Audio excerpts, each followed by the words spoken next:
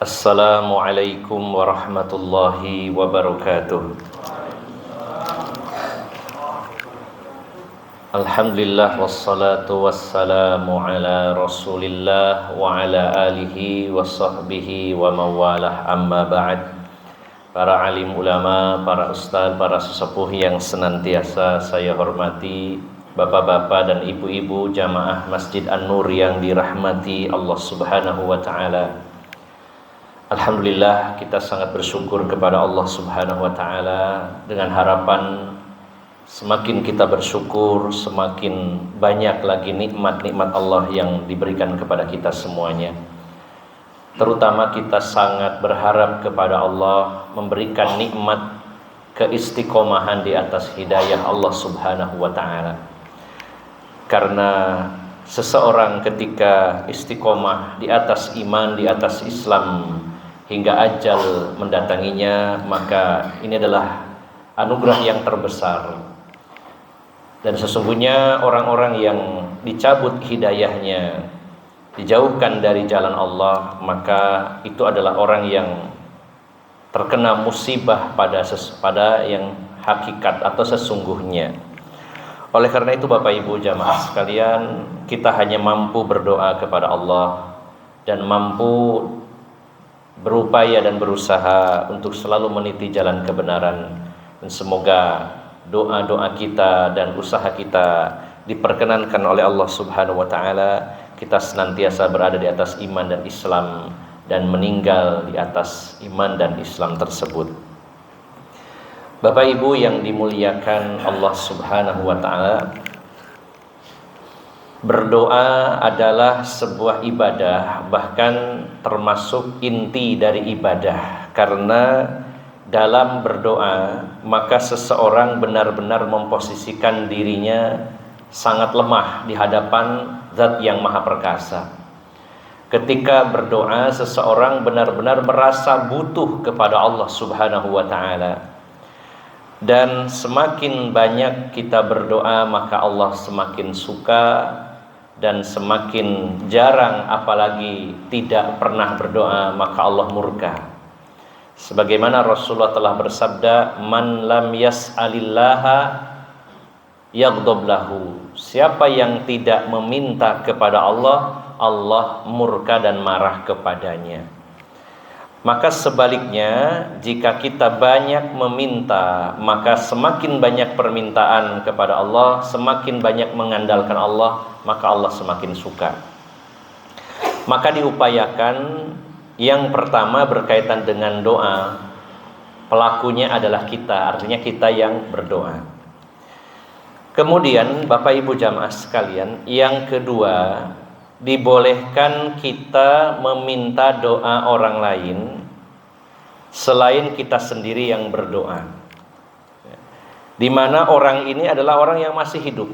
Sebagaimana dulu para sahabat Nabi meminta doanya Rasulullah SAW. Bahkan ini termasuk salah satu tawasul yang disyariatkan. Tawasul itu ada yang disyariatkan, tapi justru ada yang menyebabkan pelakunya jatuh dalam kesyirikan. Ketika seseorang meminta kepada penghuni kubur, walaupun minta kepada Allah tapi minta dihubungkan, berarti menganggap apa yang ada dalam penghuni kubur itu memberi manfaat. Maka ini adalah bentuk tawasul yang sebenarnya identik dengan perbuatan orang-orang musyrikin di Mekah waktu itu, di mana berhala-berhala yang dibuat oleh orang-orang musyrikin Mekah dulunya adalah orang-orang solih di antara mereka. Sebagaimana juga berhala-berhala di kaum yang disembah oleh kaum Nabi Nuh, yang juga dilanjutkan oleh orang-orang musyrikin di Mekah waktu itu, yaitu patung Wad, Suwa, Yagus, Ya'uq, Nasr yang diletakkan di samping kuburan mereka. Kemudian juga orang-orang musyrikin Mekah dulu membuat patung Lata, Uzza, Manat, Hubal dan lain-lainnya. Maka mereka mengatakan ma na'buduhum illa liyuqarribuna ilallahi zulfa. Kami tidak pernah beribadah menyembah kepada patung-patung itu, akan tetapi kami hanya ingin patung-patung itu, berhala-berhala itu mendekatkan diri kami kepada Allah Subhanahu wa taala. Jadi Bapak Ibu jamaah sekalian, meminta doa orang yang masih hidup adalah bentuk tawasul yang disyariatkan, dan para sahabat pun melakukannya. Dan para sahabat belum pernah bertawasul dan meminta doa Rasulullah setelah wafatnya Rasulullah sallallahu alaihi wasallam. Ketika terjadi musim paceklik, kemarau panjang, hujan tidak kunjung turun di zaman Khalifah Umar ibn Khattab radhiyallahu anhu, maka Khalifah Umar datang ke rumah Abbas paman Rasulullah sallallahu alaihi wasallam, mengkhususkan diri untuk request minta doanya Abbas paman Rasulullah. Sahabat Umar mengatakan, "Wahai Abbas, engkau adalah paman Rasulullah, maka berdoalah untuk kami kepada Allah agar hujan turun kepada kami." Maka Abbas bin Abdul Muthalib pamannya Rasulullah SAW berdoa kepada Allah. Setelah itu sahabat Umar pamitan, baru saja sampai di pintu mau keluar, hujan turun dengan derasnya. Padahal Rasulullah makamnya itu dekat waktu itu dengan Umar bin Khattab, tapi sahabat Umar tidak datang ke makam Rasulullah lalu meminta, "Ya Rasulullah, mintakan kepada Allah." Tapi beliau datang kepada pamannya Rasulullah, yaitu Abbas bin Abdul Muthalib. Maka tentu secara kedudukan jauh lebih tinggi Rasulullah sallallahu alaihi wasallam. Secara kedekatan dengan Allah tentu Rasulullah lebih dekat. Tapi sahabat Umar tahu betul bahwa beliau sudah wafat, berbeda ketika beliau masih hidup. Memang sebagian dari para sahabat meminta doa Rasulullah sallallahu alaihi wasallam. Maka selain kita sendiri yang berdoa, kita juga boleh meminta doa orang-orang lain. Semakin banyak kita berdoa, dibantu dengan doanya orang lain, maka entah dari lisan mana doa itu didengar dan dikabulkan oleh Allah Subhanahu wa ta'ala. Dulu sebagian para sahabat ada yang secara khusus meminta doa Rasulullah, sebagaimana doanya Ummu Sulaim ketika Rasulullah berkunjung ke rumah beliau. Ummu Sulaim adalah ibu dari Anas bin Malik. Setelah Rasulullah sholat 2 rakaat mendoakan keluarga Ummu Sulaim, lalu Ummu Sulaim secara khusus meminta doa Rasulullah untuk putra beliau. "Ya Rasulullah, doakan khodim kecil Anda, doakan pembantu cilik Anda ini dengan doa-doamu." Maka Rasulullah meminta kepada Allah dengan doa, "Allahumma aktsir malahu wa waladahu wa barik lahu." Ya Allah, jadikan atau berikan kepada Anas bin Malik harta yang banyak, atau perbanyaklah hartanya Anas bin Malik ya Allah, dan juga perbanyak anaknya Anas bin Malik, serta berikan barokah kepadanya. Dan doa ini dikabulkan oleh Allah Subhanahu wa ta'ala. Beliau, sahabat Anas bin Malik, adalah sahabat nomor 1 terkaya di kalangan sahabat Ansor. Dan beliau memiliki putra putri 80 ya. Dan juga umur beliau dipanjangkan oleh Allah hingga 103 tahun. Ini contoh doa yang dipanjatkan Rasulullah atas permintaan para sahabat atau sahabiyah. Begitu pula doa Rasulullah untuk wanita yang terkena penyakit epilepsi. Ketika wanita hitam datang kepada Rasulullah meminta agar didoakan Rasulullah agar penyakit ayan atau epilepsinya dihilangkan oleh Allah Subhanahu wa ta'ala. Namun Rasulullah memberi pilihan, apakah kamu pilih aku doakan dan Allah akan sembuhkan? Atau yang kedua, Rasulullah mengatakan, in sobarti walakil jannah. Kalau kamu tetap sakit tapi sabar, pasti kamu masuk surga. Ini sebuah jaminan dari Rasulullah SAW. Artinya kalau yang lain sabar, ya pahalanya besar dan masuk surga. Tapi kalau ini kepastian. Kalau kamu, karena Rasulullah langsung yang mengatakan kepada wanita tersebut, kalau kamu sabar, kamu masuk surga. Maka wanita ini mengatakan, saya milih sabar. Namun ya Rasulullah, tolong berdoa kepada Allah, kalau sedang kumat, Allah tutupi aurat saya, jangan sampai terbuka. Ini contoh permintaan doa kepada Rasulullah sallallahu alaihi wasallam. Termasuk juga ketika Rasulullah sallallahu alaihi wasallam menjelaskan tentang adanya 70.000 di antara umat Rasulullah sallallahu alaihi wasallam yang masuk surga tanpa hisab, tanpa azab. Yadkhulunal jannata bighairi hisabin wala azabin. Ada 70.000 dari umat Rasulullah yang masuk surga tanpa hisab sama sekali dan tanpa azab. Maka setelah menjelaskan itu, seorang sahabat yang bernama Ukasah bin Mihsan radhiyallahu anhu berdiri. Beliau mengatakan, "Ya Rasulullah, ud'ullaha an yaj'alani minhum."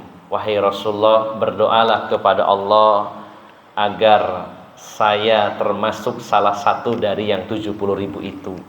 Maka Rasulullah mengatakan, anta minhum. Ini adalah kalimat doa, engkau adalah termasuk salah satu dari mereka.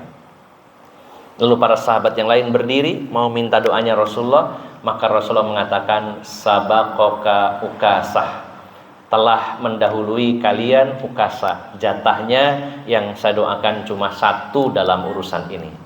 Nah, ini contoh-contoh doanya Rasulullah yang diminta secara khusus oleh para sahabat. Maka kita dibolehkan meminta doa orang lain dengan niat semoga yang mendoakan kita dapat pahala. Yang kedua, jangan sampai kita menggantungkan nasib kepada orang tersebut sehingga mengurangi tawakal kita kepada Allah. Dan yang ketiga, kita bisa menganalisa orang ini kalau dimintai doa apakah jadi seorang sombong atau tidak.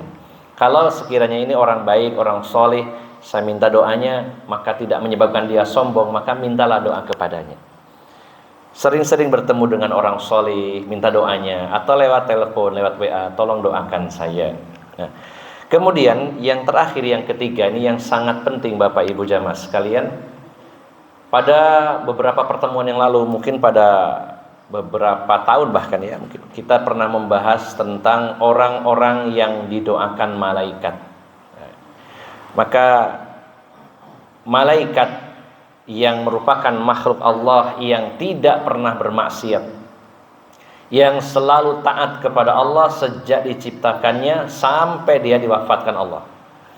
Maka kalau kita mendatangi orang yang soleh dengan keyakinan orang ini dekat dengan Allah, ahli ibadah, mungkin dia sedikit dosanya, bahkan banyak bertaubat kepada Allah. Bagaimana kalau yang mendoakan kita adalah makhluk yang tidak pernah berdosa? La ya'sunallah, yang tidak pernah bermaksiat kepada Allah Subhanahu wa taala.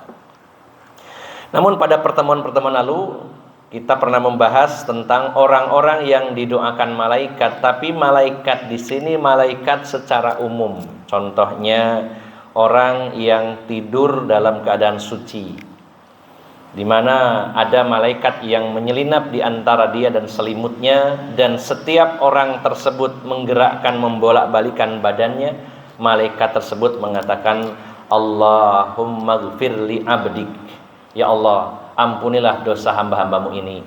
Setiap menggerakkan badan didoakan oleh malaikat dengan dimintakan ampunan. Kemudian termasuk juga orang yang didoakan malaikat secara umum, artinya malaikat tidak disebutkan secara khusus malaikatnya, adalah orang yang berada di shaf pertama dalam sholat berjamaah. Sebagaimana Rasulullah bersabda, innallaha wa malaikatahu yusalluna ala shaffil awal. Sesungguhnya Allah bersolawat, malaikat bersolawat kepada orang-orang yang ada di shaf pertama. Kemudian juga orang-orang yang melakukan takmin, mengucapkan amin berbarengan dengan imam secara kompak, dan jika bertepatan bareng dengan aminnya malaikat, maka malaikat itu akan memintakan berdoa kepada Allah Subhanahu wa taala agar kita diampuni oleh Allah Subhanahu wa taala. Kemudian orang yang berinfak di jalan Allah, kemudian juga orang yang mendoakan saudaranya tanpa sepengetahuannya, dan masih ada belasan amalan yang menjadi sebab kita didoakan oleh malaikat-malaikat Allah. Namun ada secara khusus di mana malaikat ini mendoakan kita adalah malaikat yang memiliki derajat dan level sangat tinggi di sisi Allah Subhanahu wa taala. Walaupun sama-sama taat kepada Allah, tapi levelnya berbeda-beda. Sebagaimana juga manusia berbeda levelnya antara yang satu dengan yang lainnya di hadapan Allah Subhanahu wa taala. Maka di antara malaikat-malaikat yang memiliki level yang tinggi sebagaimana nama-nama malaikat yang kita kenal, seperti malaikat Jibril, Mikail, Israfil, Malakul Maut, Munkar, Nakir, malaikat pencatat amal, ada yang beri namanya Raqib, Atid, ya, walaupun sebagian ulama mengatakan itu sifat. Kemudian malaikat Malik dan Ridwan. Ada di sana malaikat secara khusus, malaikat penjaga gunung, malaikat penjaga malam, malaikat penjaga siang, malaikat penjaga langit dan lain-lainnya. Maka ada satu kelompok, satu tim malaikat yang posisinya sangat dekat dengan Allah, yaitu yang tercantum dalam surat Ghafir, surat 40 ayat yang ke-7. Allah berfirman, alladzina yahmilunal arsya rabbika, alladzina yahmilunal arsya wa man haulahu yusabbihuna bihamdi rabbihim wa yu'minuna bih. Dan malaikat-malaikat yang memikul arasy-Nya Allah Subhanahu wa taala dan malaikat-malaikat yang ada di sekitarnya, yusabbihuna bihamdi rabbihim wa yu'minuna bih. Mereka senantiasa bertasbih kepada Tuhan mereka dan senantiasa bertahmid memuji Tuhan mereka, dan mereka beriman kepadanya, kepada Allah Subhanahu wa taala. Yang disebutkan malaikat penyangga arasy Allah itu disebutkan wal malaku ala arjaiha wa yahmilu arsya rabbika fawqahum yauma idzin thamaniyah. Wal malaku ala arjaiha wa yahmilu, dan mereka memikul, membawa arsya rabbika, arasnya Tuhan kalian, yauma idzin, pada hari itu, thamaniyah, berjumlah 8 malaikat. Dan arasy-Nya Allah Subhanahu wa taala dalam makhluk yang terbesar yang pernah Allah ciptakan. Ya, sebagaimana Rasulullah menjelaskan bahwa malaikat penyangga arasy-Nya, Rasulullah mengatakan, wahai para sahabat, aku diizinkan oleh Allah untuk mengkisahkan, menceritakan, menyampaikan informasi tentang malaikat yang disebut hamalatul arsy, penyangga arasy-Nya Allah Subhanahu wa taala. Maka kata beliau, antara daun telinganya dengan pundaknya sejauh perjalanan 700 tahun perjalanan.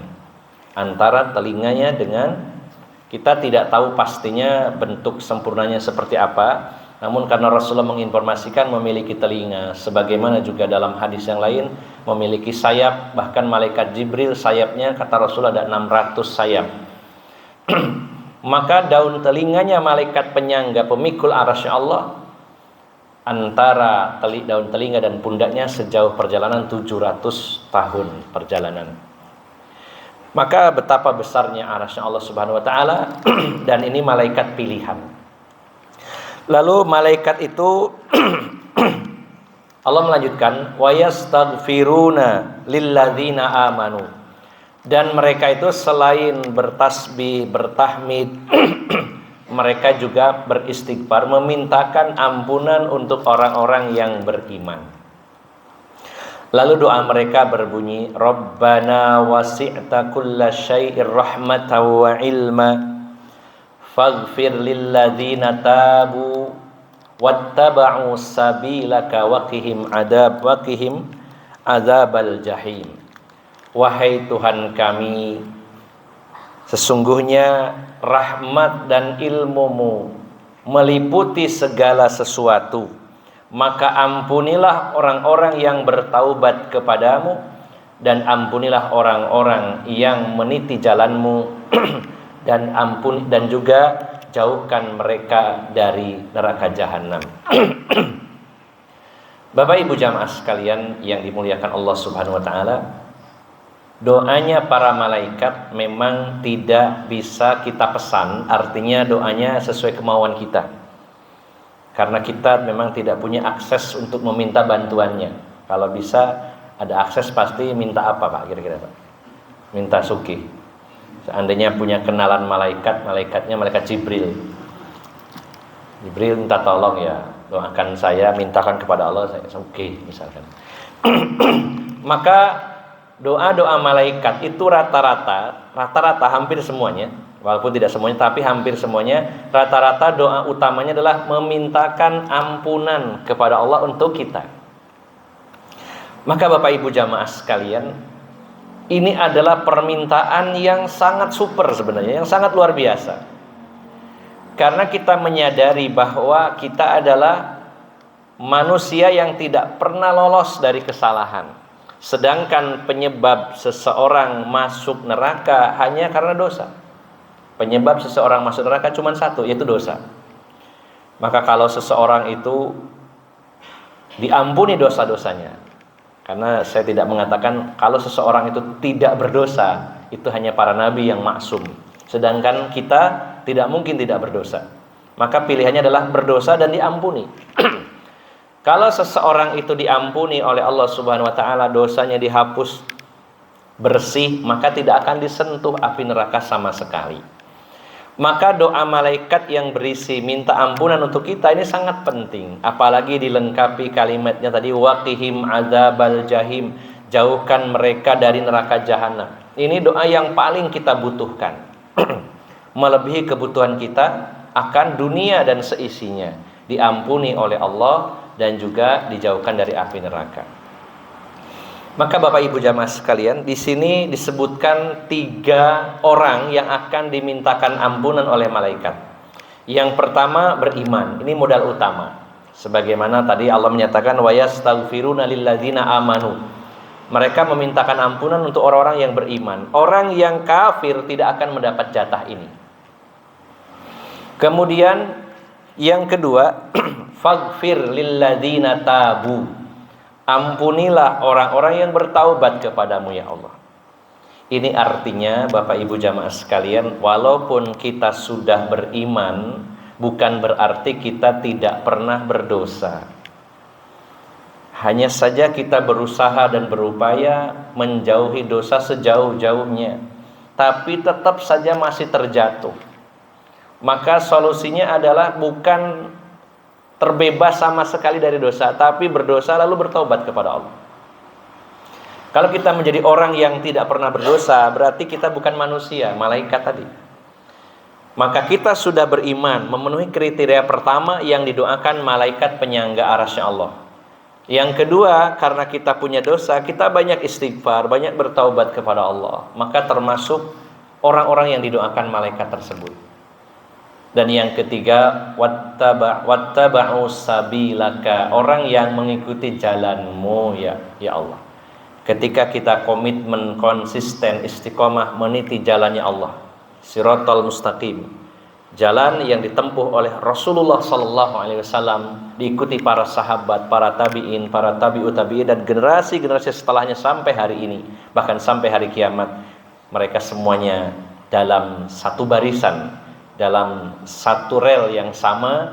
Rasulullah adalah lokomotifnya, para sahabat gerbong pertama, para tabi'in gerbong kedua, para tabi'ut tabi'in gerbong ketiga, dan seterusnya. Semoga kita termasuk salah satu dari gerbong itu yang mengikuti relnya Rasulullah sallallahu alaihi wasallam.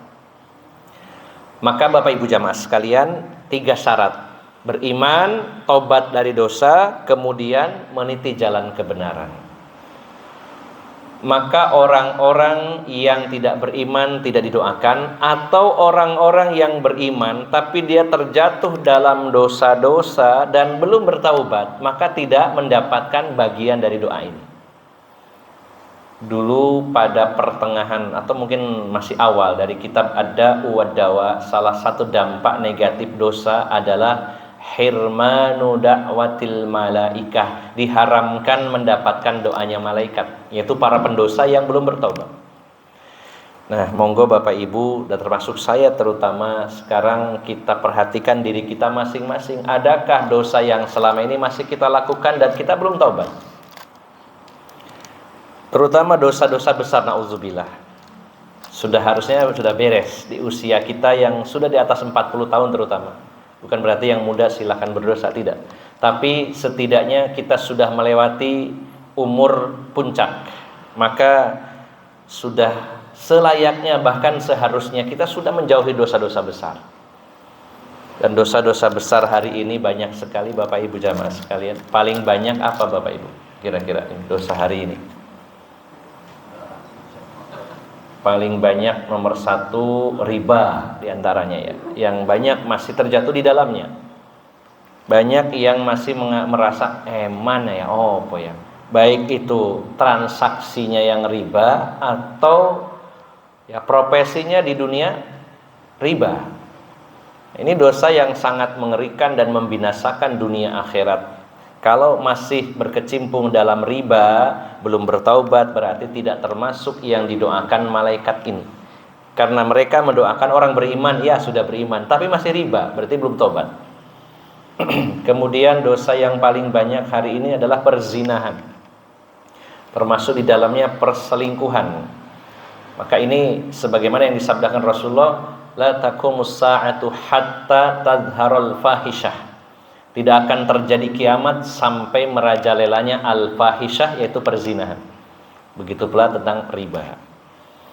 Kemudian dosa apa lagi yang sering susah dilepaskan, termasuk menurut saya ibu-ibu, kalau ghibah ini dosa apa enggak ya? Jelas dosa ya, cuman kebanyakan orang menganggapnya itu dosa kecil. Ngobrol biasa ya, hanya ngobrol, tapi yang diobrolkan keburukan saudaranya. Ini bukan dosa kecil, tapi riba itu ghibah itu termasuk dosa besar. Karena ciri-ciri dosa besar itu ada ancaman yang disebutkan secara khusus. Ketika Rasulullah melihat orang yang mencakar wajah dan dada mereka, sedangkan dicakar dengan kuku yang terbuat dari tembaga yang ditajamkan. Maka ketika Rasul bertanya kepada malaikat Jibril, manhum, siapa mereka itu? Maka malaikat Jibril mengatakan, hum yakuluna luhuman nas. Mereka adalah orang-orang yang memakan daging manusia, yaitu orang yang ghibah. Berarti disebutkan ancaman secara khusus menunjukkan itu dosa besar.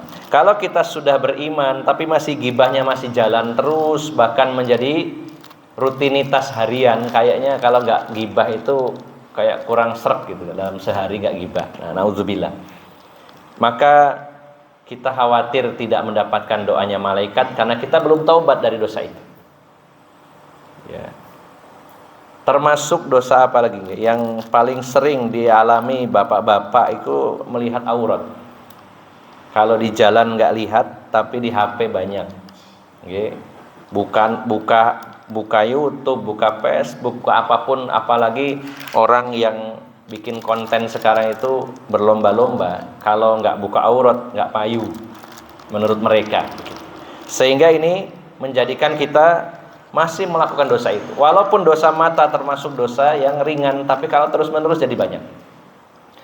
Dan Bapak Ibu jamaah sekalian, kita pegang kata kuncinya bahwa semakin hamba itu mengecilkan atau menganggap kecil dosa, maka di sisi Allah semakin besar.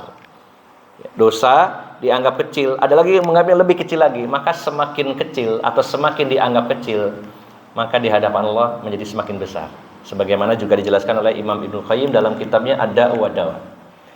Maka Bapak Ibu jamaah sekalian, ini sebuah kabar gembira, yaitu selain kita berdoa sendiri, didoakan saudara kita seiman, maka kita berharap doanya malaikat-malaikat, terlebih malaikat itu yang memiliki level dan derajat tinggi di sisi Allah, yang peluang dikabulkannya sangat besar. Maka hal itu bisa kita dapatkan kalau kita beriman, lalu bertaubat dari segala kesalahan dan dosa, dan kita meniti jalan Allah Subhanahu wa ta'ala.